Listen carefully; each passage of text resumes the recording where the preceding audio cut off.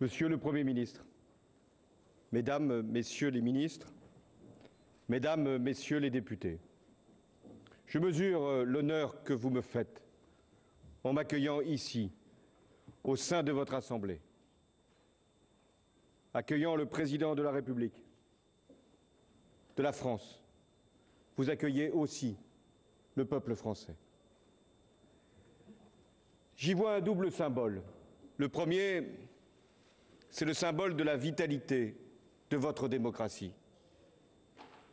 Le second, c'est la singularité du lien qui unit nos deux pays. J'effectue ici, à Dakar, mon premier déplacement en Afrique depuis mon élection à la présidence de la République française. Ce choix est celui de l'histoire, mais il est surtout et avant tout le choix de l'avenir. L'histoire que nous avons en commun, elle est belle, elle est rebelle, elle est cruelle. Une histoire qui nous lègue une langue en partage, mais aussi une culture politique en commun, la démocratie. Je pense en cet instant à Blaise Diagne et à ses successeurs qui ont activement participé aux travaux du Parlement français après la guerre. Je pense à Léopold Sédar Senghor, qui fit partie non seulement du gouvernement de la République française, mais du comité qui fut chargé, en 1958, de réfléchir et d'élaborer la Constitution de la Ve République. Je suis donc doublement en dette devant vous. Vous, avec vos représentants sénégalais, vous avez contribué à la République française et même à la Constitution qui me permet d'être aujourd'hui chef de l'État. Notre histoire est aussi celle d'une fraternité, de combats menés ensemble. La France se souvient qu'en 1914 et en 1940, elle a pu compter sur le concours de nombreux Sénégalais enrôlés de gré ou de force sous le drapeau tricolore et dont le courage a permis à mon pays d'être ce qu'il est aujourd'hui. Par deux fois, au cours du dernier siècle, le sang africain a été versé pour la liberté du monde. Et je ne l'oublierai jamais. Cette histoire, notre histoire, a aussi sa part d'ombre. Et comme toute nation, la France se grandit lorsqu'elle regarde lucidement son passé. Je serai cet après-midi avec le président Macky Sall sur l'île de Gorée pour rendre hommage à la mémoire des victimes de l'esclavage et de la traite négrière, en présence d'élus français des Outre-mer, dont j'ai souhaité la présence à mes côtés. Parce que l'histoire de l'esclavage, nous devons la connaître, l'enseigner et en tirer toutes les leçons pour que l'exploitation des êtres humains puisse être combattue avec la plus grande énergie, parce que c'est l'idée même de l'humanité que nous avons en partage.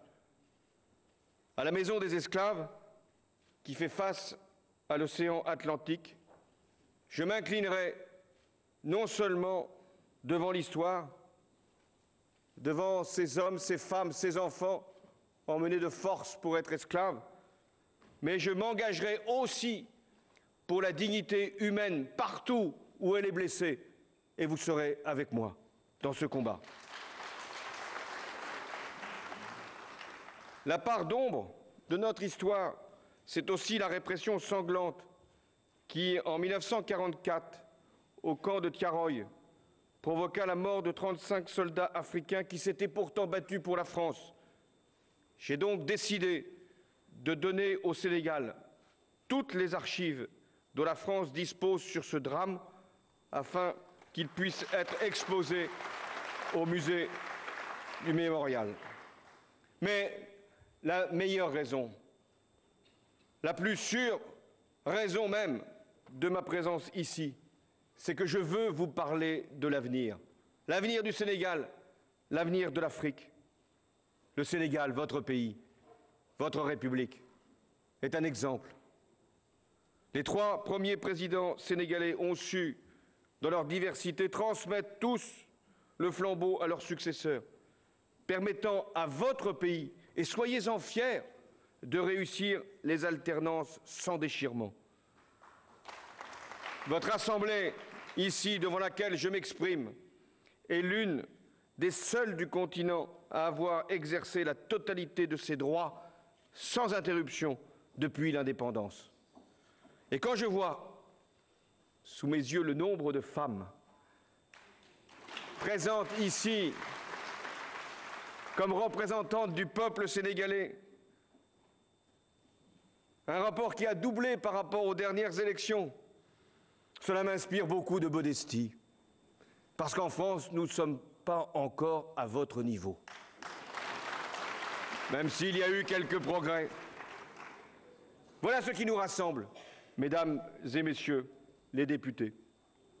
Le respect des droits de l'homme, l'égalité devant la loi, la garantie de l'alternance, les droits des minorités, la dignité de la femme, la liberté religieuse, autant de valeurs universelles ancrées chez vous et qui doivent s'épanouir dans toute l'Afrique. Je ne suis pas venu ici à Dakar pour montrer un exemple, pour imposer un modèle, ni pour délivrer une leçon. Je considère les Africains comme des partenaires, comme des amis. Mais l'amitié crée des devoirs. Et le premier d'entre eux, c'est la sincérité. Je veux leur parler librement, directement, le faire sans ingérence, mais avec exigence. La démocratie, elle vaut pour elle-même partout. Et aucun pays, aucun continent ne peut en être privé. Mais elle vaut aussi pour ce qu'elle permet, pour ce qu'elle apporte. Car il n'y a pas de développement économique, ni de vrai progrès social, sans démocratie. J'ai une conviction profonde. Si l'Afrique, berceau de l'humanité, parvient à vivre et à faire vivre pleinement la démocratie, partout et pour tous, si elle réussit à vaincre ces divisions, alors l'Afrique sera le continent où se jouera l'avenir même de la planète. L'Afrique est portée par une dynamique démographique sans précédent. La population au sud du Sahara doublera en l'espace de 40 ans pour atteindre près de 2 milliards de femmes et d'hommes en 2050. Le nombre d'habitants aura été multiplié par 10 en un siècle. C'est un changement sans équivalent dans l'histoire même de l'humanité. L'Afrique est la jeunesse du monde. Elle est aussi une terre d'avenir pour l'économie mondiale. La croissance qui y est supérieure à beaucoup de croissance des pays dits développés. Cette croissance qui a été, ces dernières années, toujours à un rythme plus important et qui vous permet, même si c'est difficile, d'accéder à de nouveaux marchés, à de nouveaux produits. Les besoins d'infrastructures sont considérables. La qualité de l'agriculture, ses ressources naturelles, ses richesses minières, bref, ce continent a tous les atouts pour être demain le continent de la croissance, du développement et du progrès. Il y a en Afrique un potentiel exceptionnel. Les paysans, les artisans, les étudiants, les entrepreneurs, les savants constituent une ressource formidable pour votre avenir. Les grands pays se tournent vers l'Afrique, investissent massivement. Vous n'avez pas à avoir peur de cet intérêt nouveau. Vous pouvez vous en méfier. Il peut y avoir des prédateurs. Mais vous devez être conscient que vos institutions, vos pratiques, vos capacités vous permettront de guider, d'orienter ces capitaux dans votre propre intérêt. Permettez-moi le discours de la franchise. Votre défi, c'est de renforcer la place de votre continent dans la mondialisation. C'est de donner une finalité plus humaine à ce monde, de prendre votre place d'assumer votre responsabilité. Aucun enjeu planétaire ne pourra se faire sans l'Afrique. Toutes les réponses essentielles passent déjà par votre continent. L'économie, les matières premières, l'environnement, l'énergie, la gouvernance mondiale. Dans toutes les grandes négociations internationales sur ces sujets, la France et l'Europe, mais aussi l'Afrique, partagent la même vision de l'avenir. Et je vous fais ici une promesse. Dans ces grandes négociations qui ont lieu aujourd'hui sur le commerce, sur le climat, sur les questions économiques, vous êtes notre premier partenaire et la France sera votre premier allié. Le devoir d'un pays comme le mien, c'est de vous accompagner dans les domaines d'avenir, pas simplement les ressources naturelles, mais l'agroalimentaire, les télécommunications, les services. C'est vers cette Afrique de demain que je suis tourné. C'est vers cette Afrique de demain que je viens ici au Sénégal. Le changement viendra d'abord et avant tout des peuples. Les Africains ont pris leur destin en main et ce mouvement ne s'arrêtera pas. Chaque pays en Afrique connaît son propre dynamisme, parfois connaît des rechutes. Chaque pays adapte ses institutions à ses réalités.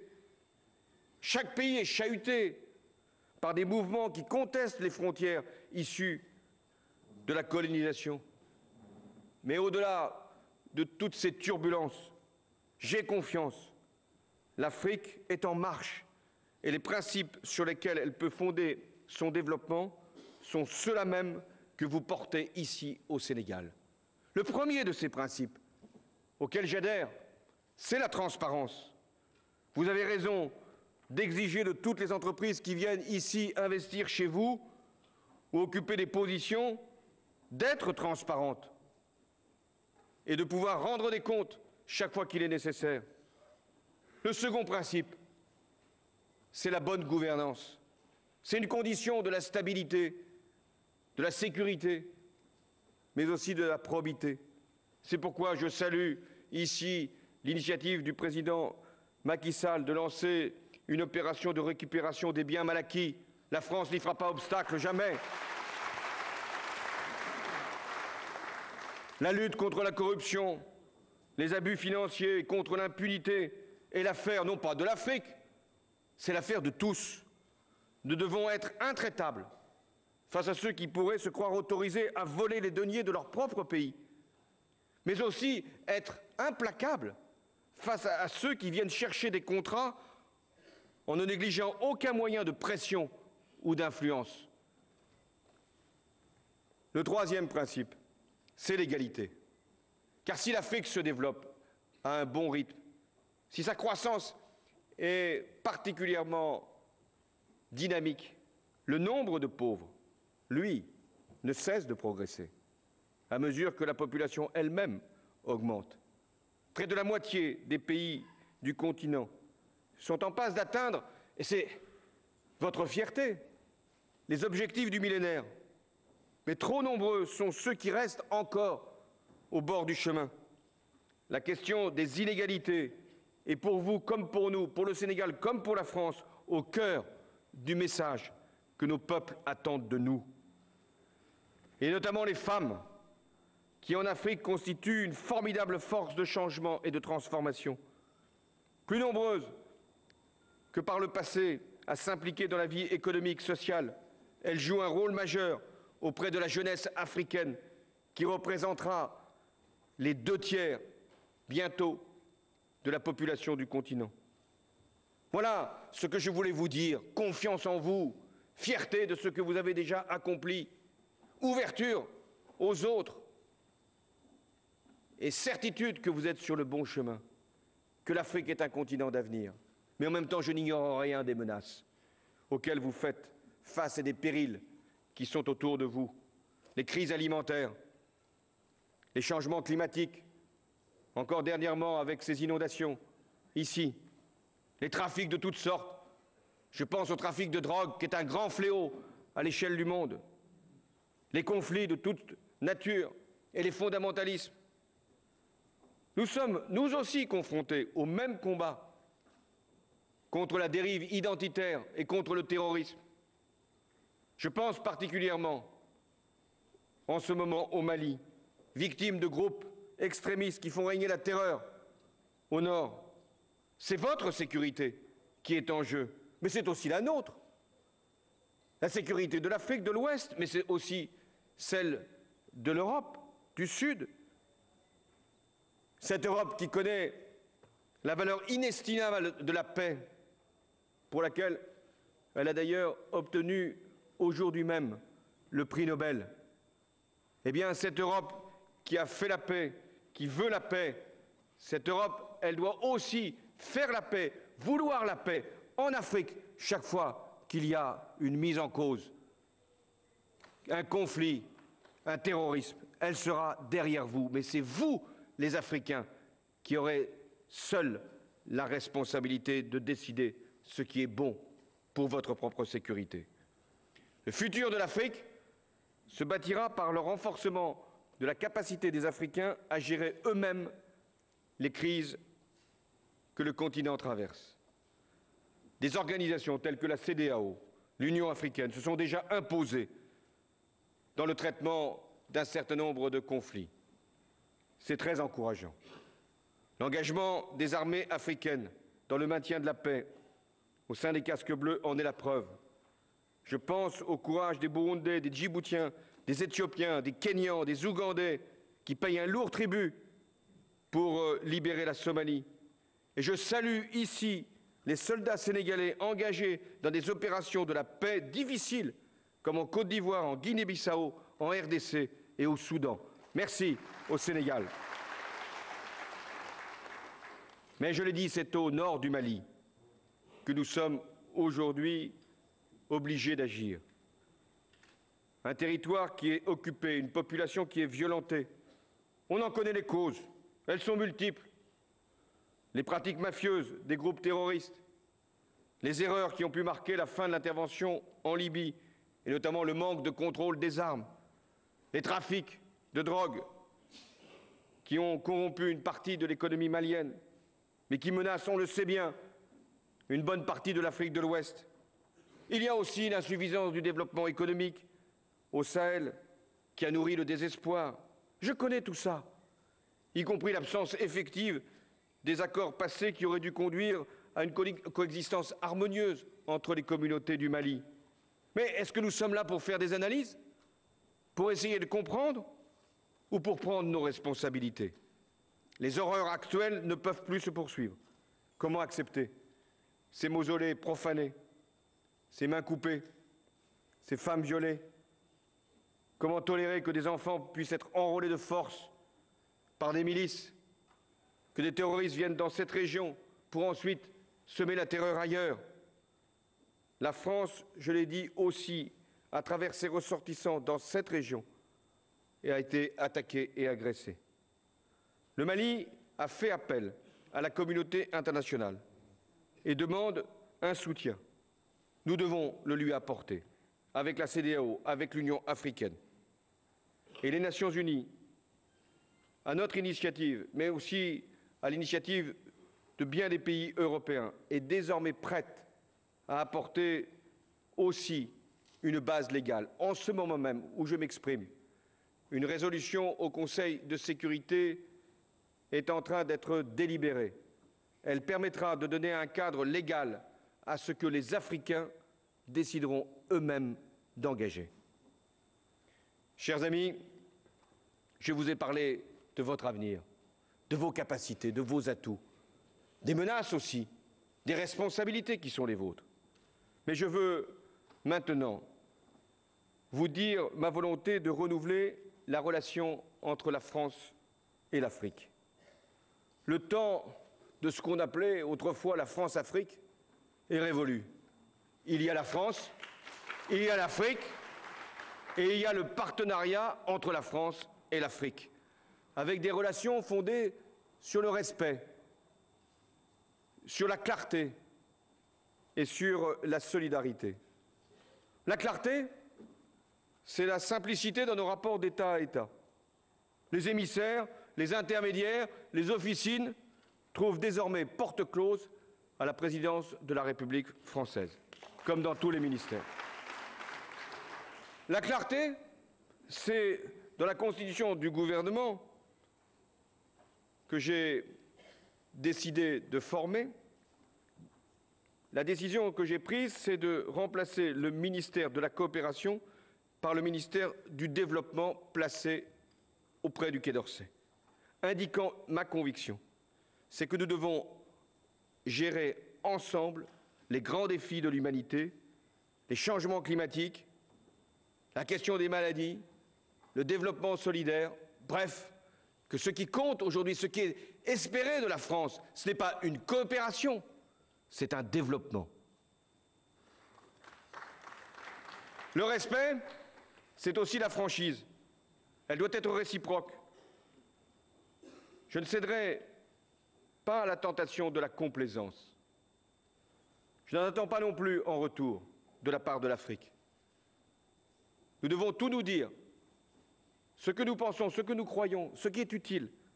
Cette sincérité, elle vaut en particulier pour le respect des valeurs fondamentales, la liberté des médias, l'indépendance de la justice, la protection des minorités. Car sans État de droit, il ne peut y avoir de fonctionnement normal de l'État, ni d'investissement durable des entreprises, ni de société en paix. Nous devons être particulièrement engagés dans la lutte contre toutes les violences.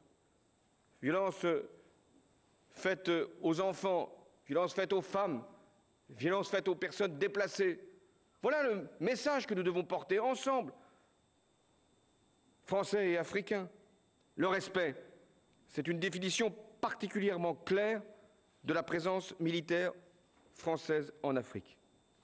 Celle-ci ne pourra se poursuivre que dans un cadre légal et transparent. Ainsi, l'accord de défense entre la France et le Sénégal a été récemment revu.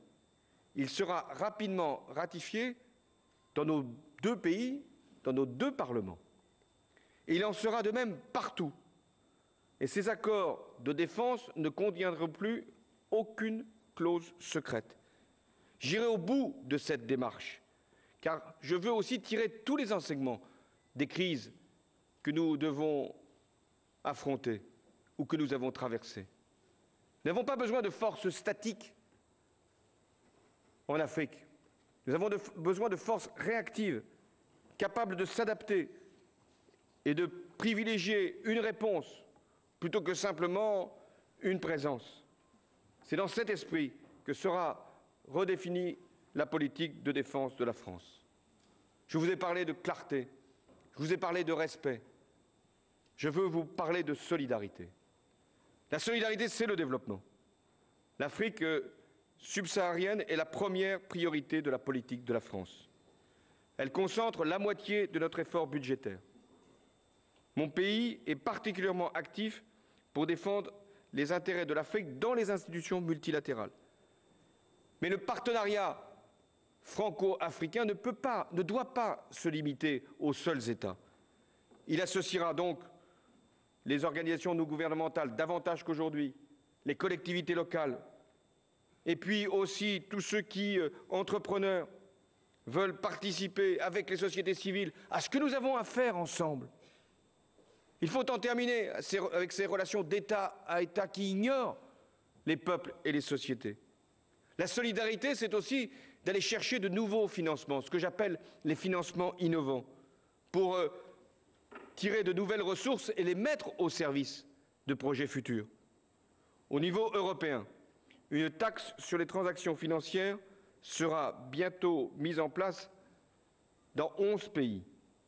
Pour la France, 10% du produit de cette taxe ira au développement et à la lutte contre les pandémies qui meurtrissent votre continent. Je pense au paludisme, à la tuberculose, au sida.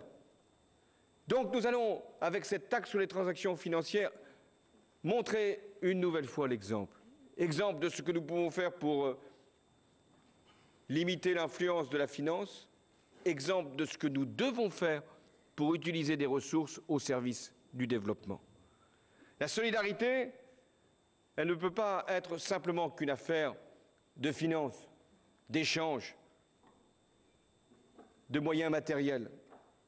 La solidarité, c'est aussi l'échange entre des hommes et des femmes qui veulent circuler. J'entends mettre fin à ce paradoxe absurde qui fait que la France, dans un passé récent, ait trop souvent fermé la porte à ceux-là même qui voulaient créer dans notre pays des emplois, y développer des échanges, participer à l'effort de recherche ou de création artistique. Je souhaite donc que les procédures administratives soient simplifiées pour les étudiants dès lors qu'ils sont eux-mêmes motivés, talentueux et capables de subvenir à une grande part de leurs besoins. Je veux aussi que les artistes, les créateurs ne soient pas contraints de renoncer à un déplacement en France faute d'obtenir un visa. J'ai entendu le message de votre ministre de la Culture, Youssou N'Dour, et c'est parce que j'ai entendu ce message que nous allons améliorer nos procédures tout en étant responsables sur la maîtrise de notre immigration. La solidarité, c'est aussi la consolidation de la zone franc. Vous êtes attaché à cette zone de stabilité monétaire. Vous savez ce que vous lui devez, c'est-à-dire d'avoir été capable de créer, vous aussi, une union de l'Afrique de l'Ouest et de l'Afrique centrale, qui a permis une intégration et une stabilité. Mais en même temps, est-ce que nous ne pourrions pas réfléchir ensemble, pays de la zone franc et la France, à assurer de manière plus active la gestion des réserves, des monnaies, de façon à ce que nous puissions les utiliser pour la croissance et pour l'emploi? Voilà l'enjeu de la relation entre la France et l'Afrique. Développement des économies, un niveau supérieur dans nos échanges, une conception commune de nos responsabilités, des valeurs que nous portons, des exigences que nous posons. Pour amplifier encore la croissance et le développement, je veux établir entre l'Europe et l'Afrique des relations économiques et commerciales plus équitables. Je considère que la position des pays africains dans les négociations des accords de partenariat économique n'a pas été assez prise en compte. Cette discussion s'est enlisée et je suis favorable à ce que nous la relancions sur de nouvelles bases avec les conditions de calendrier de contenu plus favorables pour les pays africains. Vous devez prendre votre part dans les échanges, dans les négociations internationales et la France vous y aidera. Nous voulons aussi permettre aux États africains de négocier de meilleurs contrats avec les multinationales étrangères, et notamment dans le secteur minier. Et c'est la raison pour laquelle mon pays a mis en place, avec la Banque mondiale, une facilité financière pour renforcer l'assistance juridique aux pays africains dans la renégociation ou dans la négociation de leurs contrats. Il s'agit de permettre aux pays d'Afrique de percevoir un juste prix pour les ressources qui sont prélevées sur leur territoire. Ici, au Sénégal, mes chers amis, ces principes se traduisent par la volonté de la France d'être toujours à vos côtés. C'est la raison pour laquelle j'ai accordé en juillet dernier à votre pays une aide budgétaire exceptionnelle de 130 millions d'euros pour répondre aux urgences que je connaissais et qui obligeait la France dans la relation que nous avons. Il ne s'agissait pas de générosité, il s'agissait de solidarité, il s'agissait de compréhension. Et donc, vous savez l'importance que j'accorde à la relation entre nos deux pays. Je salue ce que vous avez voulu faire avec le président Macky Sall en donnant priorité à la jeunesse. Priorité à la jeunesse, ce fut aussi le thème de ma campagne présidentielle en France. Je sais ce qu'elle représente ici au Sénégal et partout en Afrique. Je comprends donc votre exigence, votre impatience. Tout à l'heure, avec le président Sall, nous visiterons l'un des 3 centres de formation professionnelle que l'Agence française de développement a récemment financé à Dakar. Et la France continuera d'agir dans cette direction pour renforcer votre potentiel en matière d'éducation, de qualification. Nous agirons pour la rénovation des collèges publics. dans l'Académie de Dakar.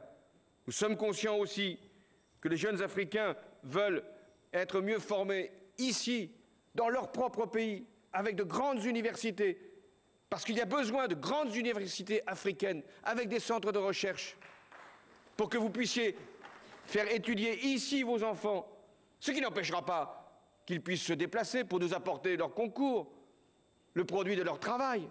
Mais c'est ici que la formation doit être faite. Et c'est ici que les jeunes qui sortiront de vos écoles, de vos universités, partout en Afrique et au Sénégal, devront trouver l'emploi qu'ils recherchent. Ce que nous faisons aussi ensemble, à travers l'éducation, mais à travers une conception de la santé, à travers les transports, les infrastructures que nous voulons développer, les télécommunications, bref, tout ce qui permet la mobilité, l'échange, la communication, qu'est-ce que nous voulons faire? Nous développer? Oui, sans doute, mais également partager. Partager une culture, partager une langue, parce que ce qui nous unit aussi, c'est la francophonie. Cette communauté qui permet de mieux se comprendre, mais aussi de mieux agir. Cette communauté vers laquelle j'irai avec le président Macky Sall demain à Kinshasa, pour la convaincre, cette communauté, de s'élargir encore et de prendre toutes les initiatives et de porter des valeurs. Parce que parler une langue, parler la langue française, qui est ici une langue africaine, parler la langue, c'est aussi transmettre des valeurs, porter des messages, inspirer des peuples. Parler la langue française, c'est parler la langue de la liberté, c'est parler la langue de la dignité, c'est parler la langue de la diversité culturelle. C'est votre langue, c'est notre langue, nous l'avons en commun. Diffusons-la, portons-la et faisons en sorte que ceux qui la parlent aient une chance de plus que les autres. Nous ne demandons pas d'écraser d'autres langues. Ici, la langue française s'agite et ne chasse aucune autre langue. Elle se parle, elle n'écrase rien, elle permet tout. Voilà pourquoi nous voulons partager ce bel idéal de la francophonie. Vous avez aussi besoin non seulement d'échanges humains, culturels, linguistiques, vous avez besoin aussi d'échanges. Je l'ai dit, d'infrastructures, de transport. Vos villes sont en train d'être transformées en Afrique. De très grandes villes mondiales seront en Afrique, avec ce que ça génère comme complexité d'urbanisme, comme exigence de logement. Je suis arrivé donc à l'aéroport. J'ai mis un certain temps avec le président Macky Sall, car les Sénégalais étaient venus nombreux nous accueillir. Nous circulions au ralenti. J'ai eu le temps d'observer ce que je découvrais. Je voyais ces immeubles qui sortaient de terre. Je vois bien les besoins. Voilà pourquoi la France est prête à prendre toute sa part à cette construction, à cette invention. Je parle des villes, je n'oublie pas les campagnes. L'Afrique aussi a un atout formidable avec la ruralité. Ne croyez pas que c'est une charge ou un poids. Ne pensez pas qu'il y a comme un exode rural qui serait irréversible, inarrêtable, parce que ce serait ce qui vaudrait pour tous les développements. Non. Votre agriculture doit être développée. Vos produits peuvent être plus nombreux qu'aujourd'hui, mis en valeur. Vous devez assurer votre sécurité alimentaire. La productivité en matière agricole peut connaître en Afrique un développement considérable. Eh bien, nous serons avec vous, parce que l'Afrique a besoin de se nourrir par elle-même et d'assurer sa sécurité, son indépendance alimentaire. Mesdames, Messieurs, chers amis, je ne devrais pas m'installer trop longtemps à cette tribune. C'est la vôtre. Vous m'avez fait grand honneur, je le disais, de m'accueillir ici. J'ai ressenti une grande émotion. Nous sommes dans un lieu que le colonisateur avait lui-même bâti. Vous vous en êtes libérés. Vous avez été capable de trouver votre voie. Vous êtes une grande nation. Et vous m'accueillez aujourd'hui comme un ami. Nous sommes à la fois liés par l'histoire, et en même temps tellement conscients de ce que nous avons à faire ensemble, les uns avec les autres. Vous attendez de la France non pas des mots, non pas des principes, même si les principes conduisent à l'action. Vous attendez qu'elle pose des actes, qu'elle montre des preuves, qu'elle est à vos côtés. Ce que je veux essayer de vous convaincre, c'est que vous devez être fiers de vous-même, fiers de votre avenir, conscients de votre présent, et que vous avez à faire finalement le plus beau chemin possible, celui de votre développement. Vous avez une jeunesse qui, je le sais, attend beaucoup, et parfois attend trop longtemps. Elle s'impatiente. Nous avons le devoir, les uns et les autres, de lui répondre. Je remercie le Sénégal, ses honorables députés, son président de l'Assemblée, le président de la République, son gouvernement. Je remercie le Sénégal. Je remercie le peuple sénégalais de m'avoir attendu et accueilli, accompagné. Je ne l'oublierai jamais. Je me souviendrai longtemps de la chaleur de votre accueil. Mais nous avons tant à faire ensemble. Une grande histoire commune nous lie. Il nous revient maintenant d'écrire ensemble un nouveau récit, de tracer l'avenir. J'ai retrouvé une belle phrase qui se trouve dans votre hymne national que le président Senghor vous a laissé. Elle témoigne de ce que je veux faire avec vous. Épaule contre épaule, faire avancer la France et l'Afrique ensemble. Vive le Sénégal, vive la France, vive l'amitié entre la France et le Sénégal.